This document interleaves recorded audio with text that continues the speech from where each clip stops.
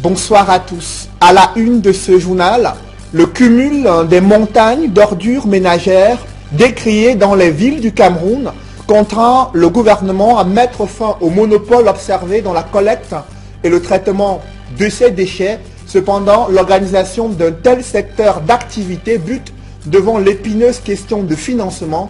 Pourtant, il existe des modèles africains de développement de l'économie circulaire et de recyclage des déchets ménagers et électroniques. C'est le dossier du 20h ce vendredi. La victoire du célèbre ex-footballeur George Weah à l'élection présidentielle au Libéria suscite une vague de réactions au Cameroun. Ses anciens coéquipiers et anciens dirigeants au Tonnerre Calera Club se souviennent de lui, lui qui a fait ses débuts au Cameroun dans les clubs de football camerounais. Et vous les écouterez dans ce journal. Ils avaient déjà décelé au jeune George Weah les prédispositions d'un jeune leader, son portrait et témoignage de ses anciens coéquipiers et dirigeants au Tonnerre Calera Club. C'est à suivre dans la page sport du 20h.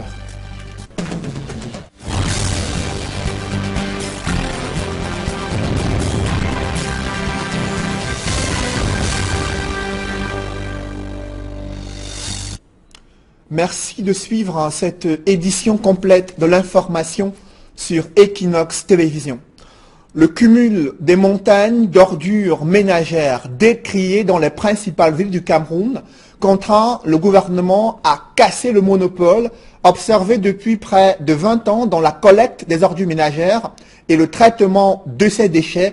Cependant, l'organisation d'un tel secteur d'activité bute devant l'épineuse question du financement et des factures impayées pour les entreprises qui souhaitent évoluer dans le secteur du ramassage des ordures ménagères et du traitement de ces déchets, une problématique qui interpelle à la fois les pouvoirs publics et qui également interroge la capacité des entreprises à pouvoir exercer dans ce secteur d'activité. Reportage Farel Bounia et Donald Brice Kamgan. Yaoundé et Douala ne sont que les vitrines de l'image poubelle que renvoie le Cameroun. Dans la seule capitale économique, ce sont près de 1500 tonnes d'ordures ménagères qui restent non enlevées sur les quelques 5000 produites par jour. 1995-2017, 22 ans de monopole dans la collecte et le traitement, l'État annonce l'arrivée des concurrents auprès de la seule entreprise en fonction. Dans quel pays on peut trouver une entreprise qui gère les déchets de 5 millions d'âmes pour la ville de Douala, 3 millions d'âmes et demi pour la ville de Yaoundé, quand on sait que rien que les gens qui entrent dans Douala dans le cadre de l'exode rural sont à peu de 10 000 par semaine. Mais ce n'est pas la seule concurrence. La thérapie magique, l'État cumule de costauds impayés auprès de l'actuel prestataire. Les observateurs pensent à des partenariats entre les entreprises et les communes dans le cadre de la décentralisation afin de mieux financer l'activité qui est à la fois lourde et dispendieuse pour l'État. Toutes ces communes, toutes ces collectivités ont le même besoin. Moi, je ne connais pas un maire qui accepte que sa localité soit sale. Parce que c'est la première chose qu'on voit lorsqu'il y a un étranger qui entre dans une ville. Les lumières viennent après, ça vient la nuit. Là, tout le monde voit que, mais dans la journée, lorsque vous avez des poubelles bien rangées, les rues sont tracées et balayées, c'est la première impression qui compte. On se retrouve donc dans quelque chose comme celle-là où les maires ont tout ce besoin, mais n'ont aucune capacité financière de mettre en route. Les ordures ménagères, déchets ici, sont des sources de richesse dans plusieurs pays africains. Pour un pays qui a comme l'agriculture, qui a pour l'agriculture l'ossature de son économie qui est l'agriculture, on peut développer l'agriculture bio à partir du compostage qui est un engrais organique. Et je peux vous dire qu'il y a des universités aussi qui ont pu fabriquer, je ne sais pas si on va appeler ça entre guillemets fabriquer, des pesticides biologiques. Ça existe. Donc on peut développer, promouvoir l'agriculture bio à partir du compostage fabriqué à partir de nos propres ordures ménagères. En l'état actuel, ce sont une dizaine de villes camerounaises qui sont couvertes en matière de collecte et de traitement des ordures. Alors que le gouvernement camerounais peine à résoudre cette épineuse question relative à la collecte et le traitement des ordures ménagères, d'autres pays africains ont développé des modèles d'économie circulaire à travers le recyclage des déchets électroniques. C'est le cas au Rwanda. C'est le constat qu'a fait notre envoyé spécial dans ce pays d'Afrique de l'Est, Eric Martial Ndiomo. Reportage. Le district de Bugesera, au Rwanda, situé à 40 km à l'est de la capitale Kigali, ce district regorge la deuxième usine sur le continent africain de recyclage des déchets électroniques et électriques, la première étant située en Afrique du Sud. Alors qu'au Cameroun, aucun traitement particulier n'est réservé à ce type de déchets, pourtant une menace pour l'environnement et la santé humaine, le Rwanda s'est doté de la E-Waste Dismantling Facilities. L'usine installée il y a 6 mois seulement a déjà collecté près de 120 tonnes de déchets électroniques et électriques. Une fois les déchets sur place, ils sont analysés et catégorisés, ceux pouvant être dépannés comme ces écrans, le son, et seront par la suite offerts sous forme de dons à plusieurs établissements scolaires. Pour le reste, l'on procède à une séparation des parties. Celles métalliques sont envoyées d'un côté. Elles sont minutieusement assemblées avant de passer sous le broyeur pour être compactées.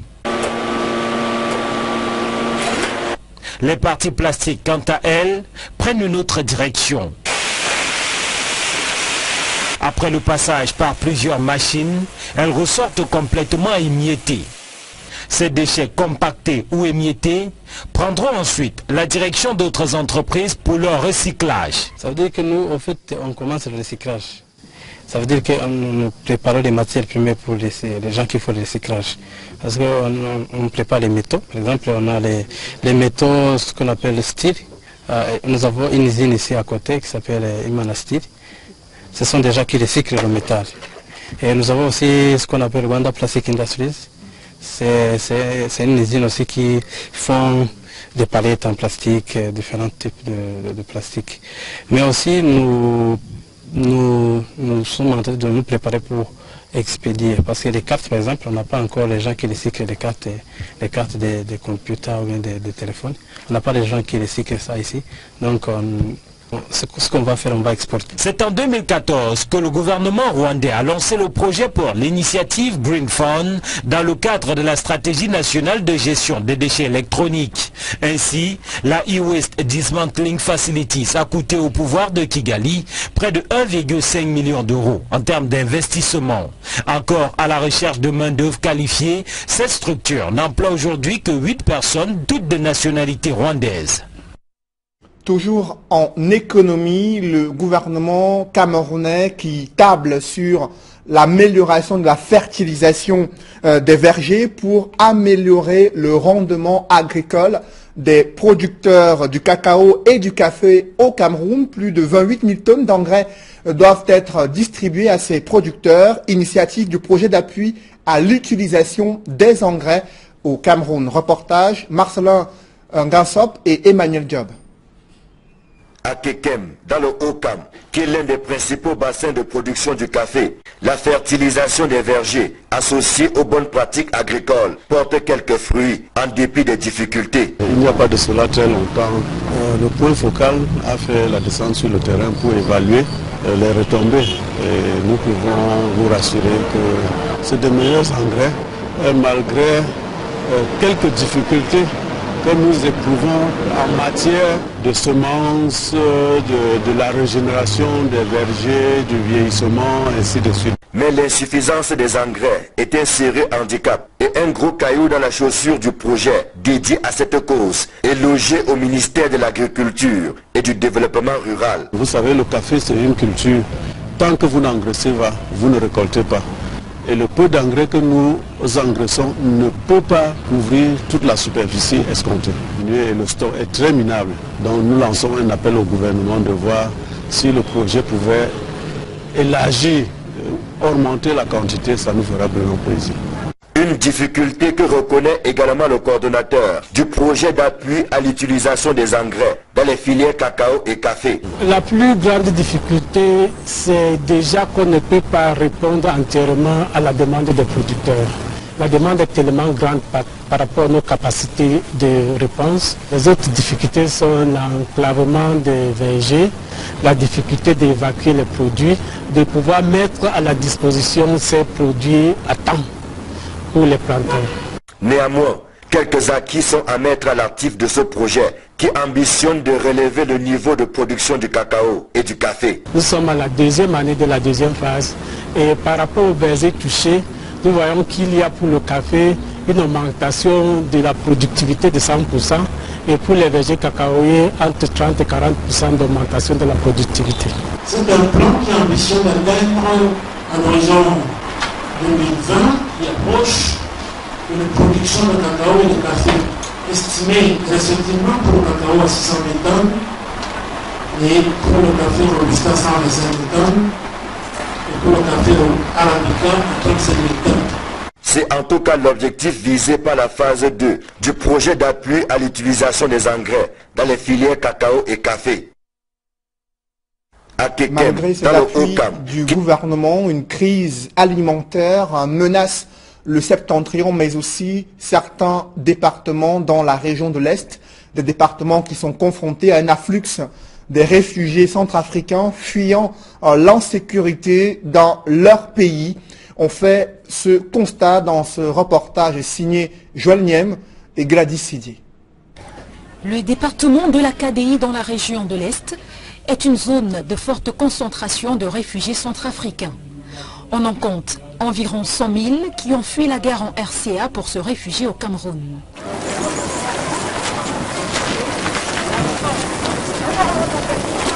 Ces réfugiés centrafricains sont regroupés au sein de 4 grands camps, repartis dans divers arrondissements. Certains réfugiés ont choisi de quitter les camps et se sont installés progressivement dans les villages environnants.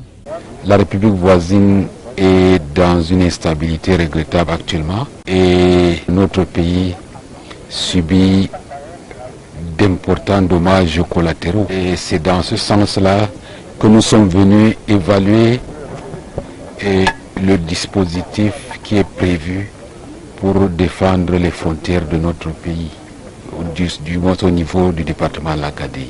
Et nous constatons que les mesures de contrôle sont tout simplement renforcées. Le préfet de la KDI s'est montré préoccupé par la sécurisation des frontières et aussi par les conditions de vie de ces réfugiés qui pour la plupart ne seront plus entièrement pris en charge par le HCR d'ici janvier 2018. Sur les réfugiés les plus vulnérables, c'est ceux-là qui seront sélectionnés après étude de dossier par le comité du HCR qui vont bénéficier de l'assistance du HCR. Les réfugiés centrafricains installés en terre camerounaise depuis plusieurs années s'y sentent bien. Ils ont d'ailleurs développé plusieurs activités et ne comptent pas retourner en Centrafrique de sitôt.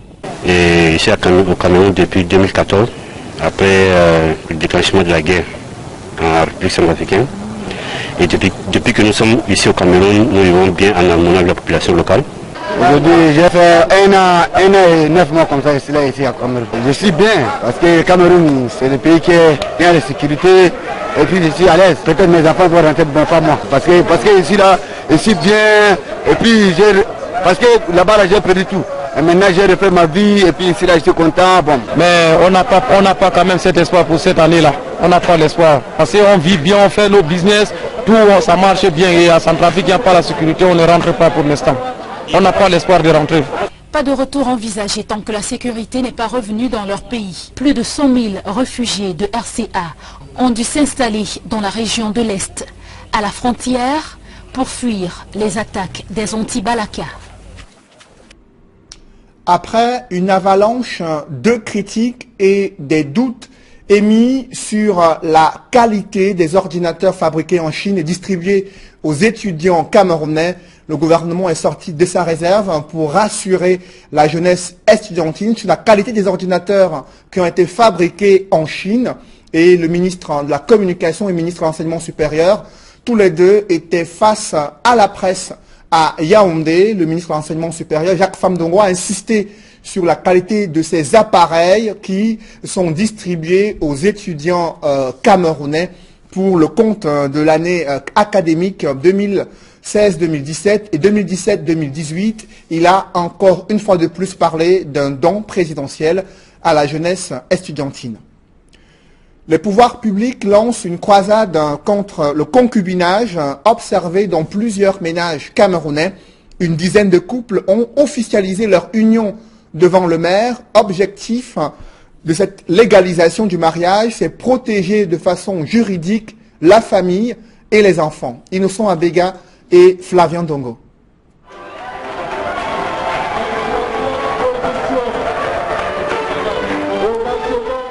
Sur le tapis rouge de la salle des actes de la commune de Douala 3e, des couples d'occasion mettent un terme à l'union libre. Nous sommes ensemble depuis 2004 et jusqu'aujourd'hui nous avons vécu les pires et franchement nous allons vivre le meilleur pour cette fois-ci. Dans une salle pleine de monde, venus des familles différentes, une dizaine de couples régularisent leur situation devant l'officier d'état civil.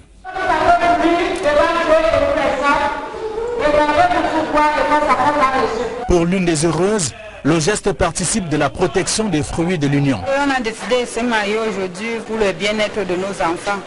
Cette initiative du ministère de la Promotion de la Femme et de la Famille, dont l'objectif est d'unir officiellement des couples qui ont développé le phénomène du viens en reste, entend développer ses marques à Douala 3e. Nous voulons accompagner ces familles et dire également à toutes les personnes qui vivent en union libre ou en situation de concubinage dans Douala 3e de régulariser ou de nous accompagner, nous aider à les accompagner. Dans une ambiance de grand jour, les mariés ont manifesté leur joie de manière collective.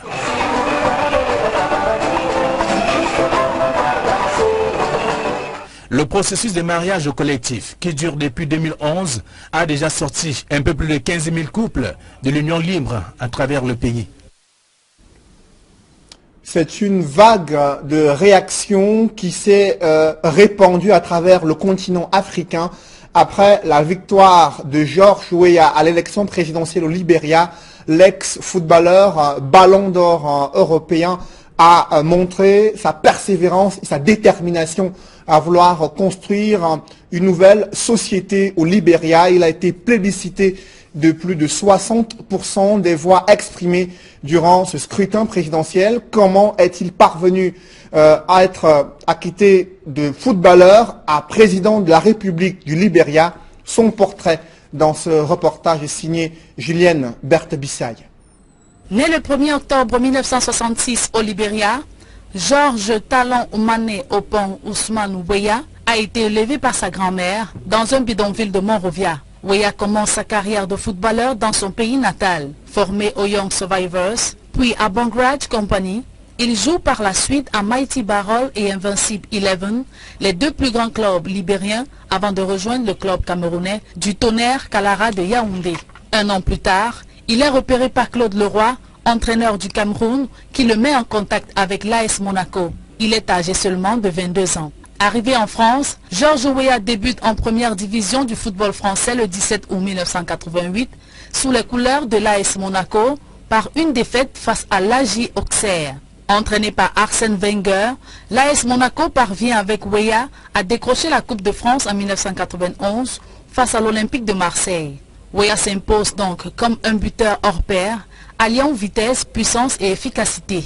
Dépité par la finale de la Coupe d'Europe perdue, il décide de rejoindre le Paris Saint-Germain durant l'été en 1992. Le PSG, entraîné par Luis Fernandez, réalise une saison de rêve en Ligue des Champions en effectuant un parcours sans faute durant lequel Weah inscrit plusieurs buts. En 1995, il est sollicité par l'AC Milan. Quelques mois après, il est récompensé par le Ballon d'Or pour ses bonnes prestations avec le club européen. En 2005, il débute une reconversion en politique en se présentant à l'élection présidentielle sous les couleurs du Congrès pour le changement démocratique après plusieurs années de guerre civile sous le régime du président Charles Taylor. Les sondages le placent comme principal favori avec Ellen Johnson. Il perd finalement l'élection présidentielle du 8 novembre 2005 avec 40,4% des voix. En 2011, il se représente aux élections présidentielles, mais Ellen Johnson est encore élue. Son parti dénonce alors des fraudes. Le 28 décembre 2014, il est élu sénateur à Monrovia avec 78% des voix en dévançant Robert Sirleaf, le fils de la présidente. Déterminé à prendre les rênes du Libéria, il est de nouveau candidat à l'élection présidentielle du 10 octobre 2017. Bénéficiant d'une meilleure réputation politique, George Weah est qualifié pour le second tour. Il faut dire que l'enfant des bidonvilles, devenu star planétaire, a réalisé jeudi 28 décembre 2017 le rêve de sa seconde vie en devenant président du Libéria. Certains Camerounais ont connu George Weah au début de sa carrière de footballeur au Tonnerre Calara Club. Ancien coéquipier et dirigeant avait déjà décelé en lui les prédispositions d'un leader. Et aujourd'hui, après la victoire de George Weah à l'élection présidentielle au Libéria, des Camerounais s'interrogent. Est-ce qu'une autre légende du football mondial pourrait suivre ses traces? Et tout le monde a le regard arrivé sur Samuel Eto'o-Fils. Pour l'instant, cette légende du football africain et mondial est plus engagé dans le social. Samuel Eto'o devenu l'ambassadeur de la marque spéciale Pamplemousse, un produit de l'Union camerounaise des brasseries. L'Union UCB Samuel Eto'o a été scellée ce jour à Douala. Des précisions dans ce reportage. Toujours viser l'excellence et bien sûr miser sur la qualité. Voilà les nouveaux mots énoncés par le nouvel ambassadeur de la marque spéciale Pamplemousse dans le précieux livre d'histoire de l'Union camerounaise de brasserie. Ce chapitre UCB Samuel Eto'o-Fils a définitivement été scellé ce vendredi 29 décembre dans la salle de conférence de l'hôtel Sawan de Douala à l'occasion du point de presse donné par l'entreprise brassicole pour présenter au grand jour ce partenariat. We are celebrating excellence and we are using excellence to match excellence. It's a common knowledge in the market. Markets always choose it. Even if you taste it today, if you have never tasted Pamplemousse and you have tasted some other brands of Pamplemousse, you will acknowledge the fact that there is no Pamplemousse like special Pamplemousse of the UCB. It's a success in the market. But we are not folding our house at that level. We are moving to another level. And that's why we are partnering with another man that has shown a high level of excellence in the market. Une union spéciale et rafraîchissante entre une légende dans la galette des boissons gazeuses au Cameroun et une légende du football camerounais et même mondial, désormais ambassadeur de la marque spéciale Pamplemousse, un produit de l'Union camerounaise de brasserie. Partenariat de fidélité, j'ai toujours été dans la maison. Aujourd'hui, la marque UCB a voulu se joindre à la marque Samuel Eto'o que j'ai bâti toujours avec l'aide de cette maison-là pour enfin passer des messages que j'espère positifs pour notre société. Se donner les moyens de se positionner au sommet des boissons rafraîchissantes, de par sa nature et ses autres vertus tout aussi pétillantes, c'est en permanence le chemin que suit la marque spéciale Pamplemousse, justifiant ainsi le choix effectué par l'Union camerounaise de brasserie. On a préféré Eto'o, parce que Eto'o, il est fait, et nous, à l'Union camerounaise de brasserie, nous inspirons sur cette grande marque pour une boisson qui a été conçue par le Camerounais, qui est fabriquée depuis le temps par des techniciens camerounais, qui montrent leur savoir-faire et qui, malgré le fil de temps, résistent à toutes les compétitions. Il n'y a pas mieux qu'un joueur qui a fait pareil. Un niveau d'excellence et de qualité qui va consolider la place de leader de la marque spéciale Pamplemousse sur le marché des boissons gazeuses, tout en continuant de procurer une incroyable sensation de bien-être à ses fidèles consommateurs et plus encore, leur permettre de partager des moments de convivialité avec Samuel Eto'o-Fils à travers la campagne ainsi lancée par l'Union camerounaise de brasserie. Le spécial Pamplemousse ne me quitte jamais. Je voyage partout où je suis avec mes quelques bouteilles et je m'arrange toujours en avoir quand il n'y a plus. Nous devons dire à nos compatriotes que consommer camerounais, rêver camerounais, surtout rêver en grand tout en étant camerounais, cela est possible. Une grande aventure qui s'annonce pétillante comme la boisson elle-même, faite à base d'extraits naturels de pamplemousse qui la rendent unique et spéciale. Spécial pamplemousse, feel fresh, feel young, feel spécial, une signature qui n'a jamais aussi bien porté son nom.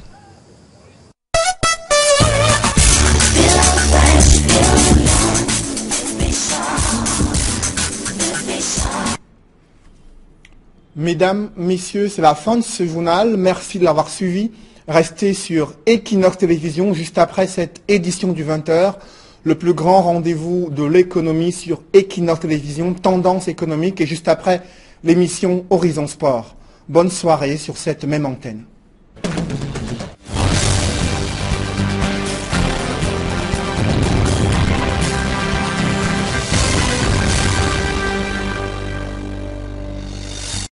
Et un gros caillou dans la chaussure du projet dédié à cette cause est logé au ministère de l'Agriculture et du Développement Rural. Vous savez, le café, c'est une culture. Tant que vous n'engraissez pas, vous ne récoltez pas. Et le peu d'engrais que nous engraissons ne peut pas couvrir toute la superficie escomptée. Et le stock est très minable. Donc nous lançons un appel au gouvernement de voir si le projet pouvait élargir, augmenter la quantité, ça nous fera vraiment plaisir. Une difficulté que reconnaît également le coordonnateur du projet d'appui à l'utilisation des engrais dans les filières cacao et café. La plus grande difficulté, c'est déjà qu'on ne peut pas répondre entièrement à la demande des producteurs. La demande est tellement grande par rapport à nos capacités de réponse. Les autres difficultés sont l'enclavement des vergers, la difficulté d'évacuer les produits, de pouvoir mettre à la disposition ces produits à temps pour les planteurs. Néanmoins, quelques acquis sont à mettre à l'actif de ce projet qui ambitionne de relever le niveau de production du cacao et du café. Nous sommes à la deuxième année de la deuxième phase et par rapport aux vergers touchés, nous voyons qu'il y a pour le café une augmentation de la productivité de 100% et pour les vergers cacaoyers entre 30 et 40% d'augmentation de la productivité. C'est un plan qui ambitionne d'atteindre un horizon 2020 qui approche une production de cacao et de café estimée respectivement pour le cacao à 600 000 tonnes et pour le café robusta 125 000 tonnes et pour le café arabica à 37 000 tonnes.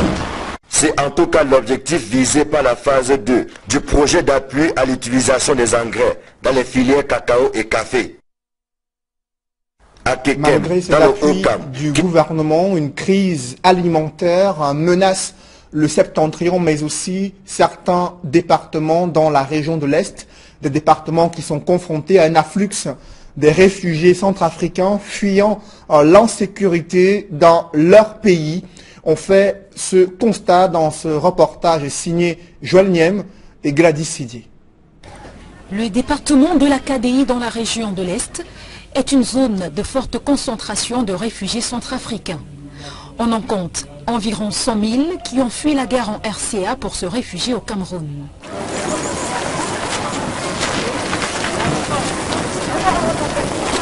Ces réfugiés centrafricains sont regroupés au sein de 4 grands camps, repartis dans divers arrondissements.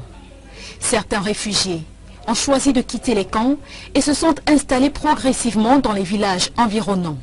La République voisine est dans une instabilité regrettable actuellement et notre pays subit d'importants dommages collatéraux. Et c'est dans ce sens-là que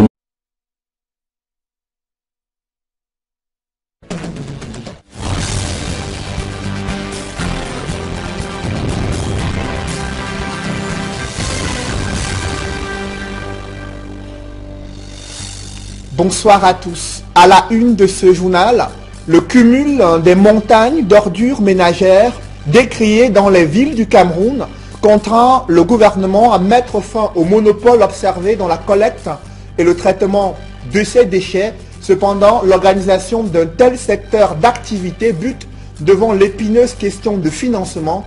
Pourtant, il existe des modèles africains de développement de l'économie circulaire et de recyclage des déchets ménagers et électroniques C'est le dossier du 20h ce vendredi. La victoire du célèbre ex-footballeur George Weah à l'élection présidentielle au Libéria suscite une vague de réactions au Cameroun. Ses anciens coéquipiers et anciens dirigeants au Tonnerre Kalara Club se souviennent de lui, lui qui a fait ses débuts au Cameroun dans les clubs de football camerounais. Et vous les écouterez dans ce journal. Ils avaient déjà décelé au jeune George Weah les prédispositions d'un jeune leader, son portrait et témoignages de ses anciens coéquipiers et dirigeants au Tonnerre Kalara Club. C'est à suivre dans la page sport du 20h.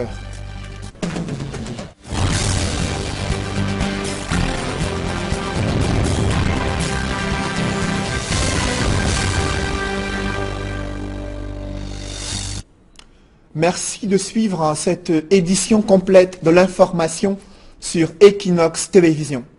Le cumul des montagnes d'ordures ménagères décriées dans les principales villes du Cameroun contraint le gouvernement à casser le monopole observé depuis près de 20 ans dans la collecte des ordures ménagères et le traitement de ces déchets. Cependant, l'organisation d'un tel secteur d'activité bute devant l'épineuse question du financement et des factures impayées pour les entreprises qui souhaitent évoluer dans le secteur du ramassage des ordures ménagères et du traitement de ces déchets, une problématique qui interpelle à la fois les pouvoirs publics et qui également interroge la capacité des entreprises à pouvoir exercer dans ce secteur d'activité. Reportage Faral Bounia et Donald Brice Kamgan. Yaoundé et Douala ne sont que les vitrines de l'image poubelle que renvoie le Cameroun. Dans la seule capitale économique, ce sont près de 1500 tonnes d'ordures ménagères qui restent non enlevées sur les quelques 5000 produits par jour. 1995-2017, 22 ans de monopole dans la collecte et le traitement, l'État annonce l'arrivée des concurrents auprès de la seule entreprise en fonction. Dans quel pays on peut trouver une entreprise qui gère les déchets de 5 millions d'âmes pour la ville de Douala? Nous sommes venus évaluer le dispositif qui est prévu pour défendre les frontières de notre pays, du moins au niveau du département de l'Acadie. Et nous constatons que les mesures de contrôle sont tout simplement renforcées. Le préfet de l'Acadie s'est montré préoccupé par la sécurisation des frontières et aussi par les conditions de vie de ces réfugiés qui pour la plupart ne seront plus entièrement pris en charge par le HCR d'ici janvier 2018. Sur les réfugiés les plus vulnérables, c'est ceux-là qui seront sélectionnés après étude de dossier par le comité du HCR qui vont bénéficier de l'assistance du HCR. Les réfugiés centrafricains installés en terre camerounaise depuis plusieurs années s'y sentent bien. Ils ont d'ailleurs développé plusieurs activités et ne comptent pas retourner en Centrafrique de sitôt. Et ici au Cameroun depuis 2014, après le déclenchement de la guerre en République centrafricaine. Et depuis que nous sommes ici au Cameroun, nous vivons bien en harmonie avec la population locale. Aujourd'hui, j'ai fait un an et 9 mois comme ça ici à Cameroun. Je suis bien parce que le Cameroun, c'est le pays qui est bien de sécurité et puis je suis à l'aise. Peut-être mes enfants vont rentrer, mais pas moi. Parce que ici là, ici bien et puis parce que là-bas j'ai perdu tout. Et maintenant j'ai refait ma vie et puis ici là je suis content. Bon. Mais on n'a pas quand même cet espoir pour cette année là. On n'a pas l'espoir. Parce qu'on vit bien, on fait nos business, tout ça marche bien et à Centrafrique il n'y a pas la sécurité, on ne rentre pas pour l'instant. On n'a pas l'espoir de rentrer. Pas de retour envisagé tant que la sécurité n'est pas revenue dans leur pays. Plus de 100 000 réfugiés de RCA ont dû s'installer dans la région de l'Est, à la frontière, pour fuir les attaques des anti-Balaka.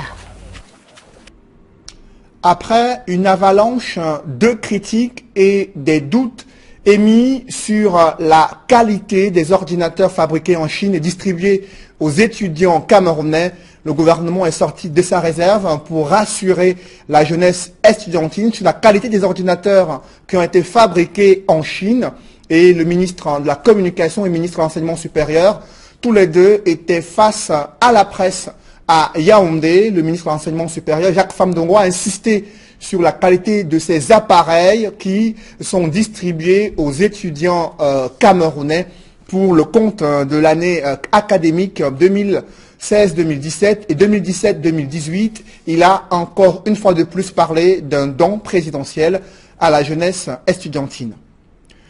Les pouvoirs publics lancent une croisade contre le concubinage observé dans plusieurs ménages camerounais.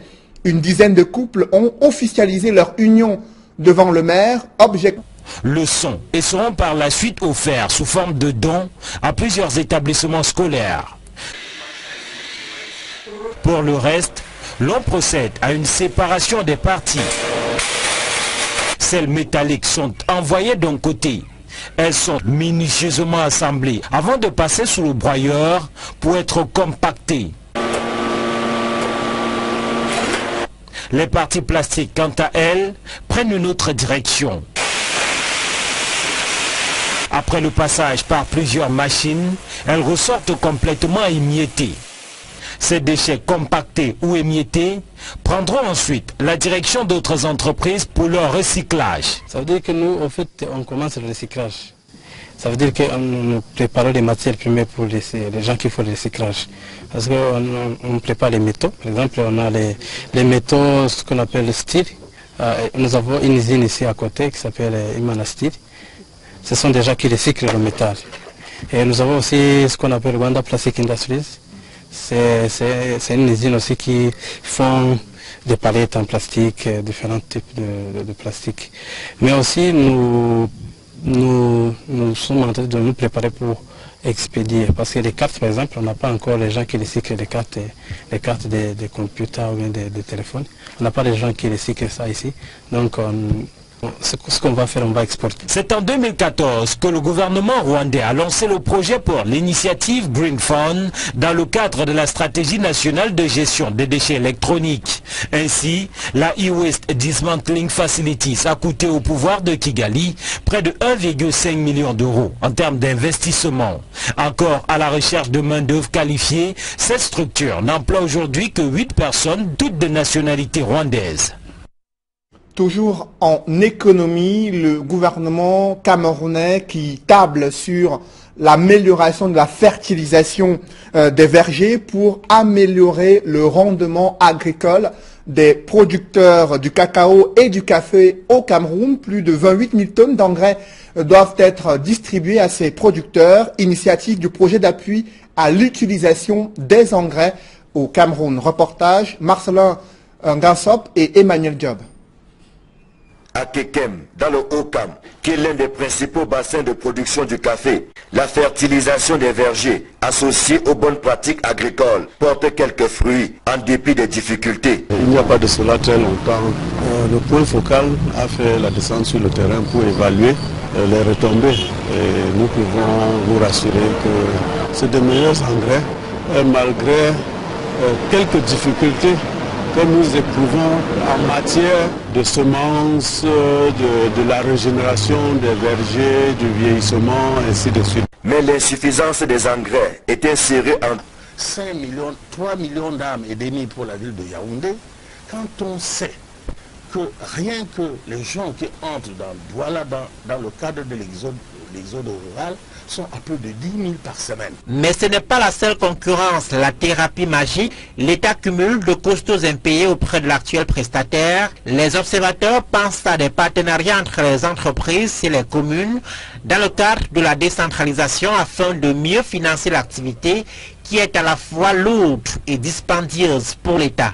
Toutes ces communes, toutes ces collectivités ont le même besoin. Moi, je ne connais pas un maire qui accepte que sa localité soit sale. Parce que c'est la première chose qu'on voit lorsqu'il y a un étranger qui entre dans une ville. Les lumières viennent après, ça vient la nuit, là tout le monde voit que, mais dans la journée, lorsque vous avez des poubelles bien rangées, les rues sont tracées et balayées, c'est la première impression qui compte. On se retrouve donc dans quelque chose comme celle-là où les maires ont tous ce besoin, mais n'ont aucune capacité financière de mettre en route. Les ordures ménagères, déchets ici, sont des sources de richesse dans plusieurs pays africains. Pour un pays qui a comme l'agriculture, qui a pour l'agriculture l'ossature de son économie qui est l'agriculture, on peut développer l'agriculture bio à partir du compostage qui est un engrais organique. Et je peux vous dire qu'il y a des universités aussi qui ont pu fabriquer je ne sais pas si on va appeler ça entre guillemets fabriquer, des pesticides biologiques. Ça existe. Donc on peut développer, promouvoir l'agriculture bio à partir du compostage fabriqué à partir de nos propres ordures ménagères. En l'état actuel, ce sont une dizaine de villes camerounaises qui sont couvertes en matière de collecte et de traitement des ordures. Alors que le gouvernement camerounais peine à résoudre cette épineuse question relative à la collecte et le traitement des ordures ménagères, d'autres pays africains ont développé des modèles d'économie circulaire à travers le recyclage des déchets électroniques. C'est le cas au Rwanda. C'est le constat qu'a fait notre envoyé spécial dans ce pays d'Afrique de l'Est, Eric Martial Ndjomo. Reportage. Le district de Bushera, au Rwanda, situé à 40 km à l'est de la capitale Kigali, ce district regorge la deuxième usine sur le continent africain de recyclage des déchets électroniques et électriques, la première étant située en Afrique du Sud. Alors qu'au Cameroun, aucun traitement particulier n'est réservé à ce type de déchets, pourtant une menace pour l'environnement et la santé humaine, le Rwanda s'est doté de la E-Waste Dismantling Facilities. L'usine installée il y a 6 mois seulement a déjà collecté près de 120 tonnes de déchets électroniques et électriques. Une fois les déchets sur place, ils sont analysés et catégorisés, ceux pouvant être dépannés comme ces écrans